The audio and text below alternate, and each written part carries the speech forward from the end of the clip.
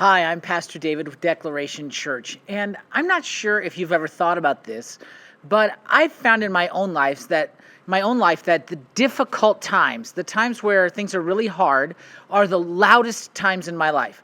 What I mean by that is not that, there's more loud music or that there are a lot of people around me screaming or yelling, but my thoughts, my mind is incredibly loud. It's very noisy, and I start to get all of these negative thoughts, and they're really loud thoughts. They're not things that just, come and go. They're not just passing things. They come and they sit and they linger in my mind, and they overtake a lot of times my mind and my mood.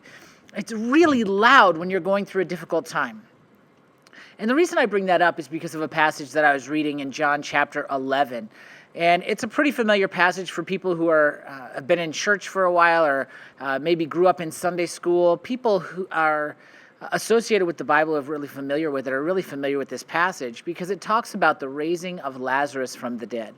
And that's a pretty unusual thing. It's not something we see every day. It's not like every day we run into somebody who's been raised from the dead. And so this is a pretty interesting story, and it's one that's difficult for people to believe if they're not people of faith. And so this is one of those situations where if you don't have all the background, you might miss some of the details. And one of those things that I think we miss when we're not really paying attention is found in verse 28. But just to give you some background, just to set some things up, Lazarus has two sisters. And those two sisters may very well be under his care. He may be the major breadwinner for his family. And he may be taking care of his two sisters, whether they be older or younger. We don't know if they were widowed or if they've just had an issue. Now they're past the point where most men would find them attractive for marriage, and it's just not a part of their society for women to be really productive and to have careers and those kinds of things. It wasn't very common back in that day. And so in this particular situation, Lazarus, before he passes away, Lazarus falls ill, and he's very, very sick, to the point that people are afraid he's going to die. So they send word to Jesus, who's not in the town of Bethany where Lazarus lives. And they say, Jesus, Lazarus is sick. We want you to know, please come and see Lazarus. Come and help Lazarus. And instead of coming right away, Jesus kind of waits. He stays away until by the time he actually gets to Bethany, Lazarus has been dead 4 days. Now, if you're Mary in this particular situation, or Martha, but we're going to focus on Mary today. If you're Mary in this situation, you've just lost your brother. He's passed away. You've buried him. It's been 4 days. You have no hope of seeing him again. Possibly the number one breadwinner, the primary provider for your household, is gone. He's no longer there. You're starting to wonder, how are we going to eat? How are we going to meet our physical needs? You're really concerned about a lot of different things. So here's Mary. Okay, after a very intense illness, her brother's passed away. Possibly her major source of income and provision is gone. And so she's in the middle of mourning for her brother.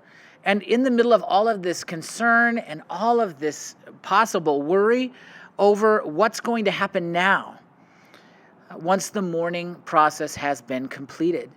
And in the midst of that, we find verse 28 of John 11. Martha's gone out to meet Jesus. They've had a conversation. She's gone back to the house. And it says, when she had said this, so when she had said to Jesus that she believes that he is the Christ, the Messiah coming into the world, she leaves. So when she had said this, she went and called her sister Mary. So she leaves, she goes back to the house. She finds Mary. And saying in private, she says, the teacher is here and is calling for you. And those words, calling for you, just really struck me when I read through it this time. Because in the middle of one of the darkest times in Mary's life, undoubtedly one of the darkest times in her life, in the middle of her struggle, in the middle of her concern, in the middle of her worry, and the middle of her just a harsh reality of the world and her life at the time, Jesus calls to her. And I wonder how many times in our own lives, when things are really difficult, that Jesus is calling to us, but because of the chaos and the struggle and the volume in that mental volume of those things in our lives, if we miss Jesus' voice in the midst of all of the noise, if we miss the light of hope that he offers in the middle of the darkness that surrounds us, and it just feels like it completely envelops us. I've been in those times, and what I found now that, in those times, I get past those times, I get through the difficulty, and I start to look back, hindsight being 2020, what I notice is that God was always there. Jesus was calling to me, and he wanted me to come close and let him hold me, let him bring me through that time, no matter how long or short it may be, and let me know that he's right there. So maybe that's you right now. Maybe you're in one of the darkest times of your life and you're having a really hard time figuring out which way is up, and you can't hear anything but all of the noise that comes with your difficulties. Maybe you're in a great time and you're not really worried about it at all. Maybe things are going really well. And so this is a video that right now doesn't really hit home, but I want to remind you that, hard times come to all of us. And so if you're going through a difficult time, this may help later on. Maybe you know somebody that's going through a struggle. You can share this video because hopefully this brings you some hope and it brings you some new perspective that Jesus is right there with you. If you are a follower of Jesus today and you're going through a difficult time, he is right there with you because he will never leave you and he will never forsake you. He is right there calling for you to focus in on his voice and the light of hope that he offers. So hopefully that's helpful to you. If so, give it a like, give this video a thumbs up, subscribe to the channel so that you're notified when the new videos come out. As always, I'm Pastor David, and I'm out.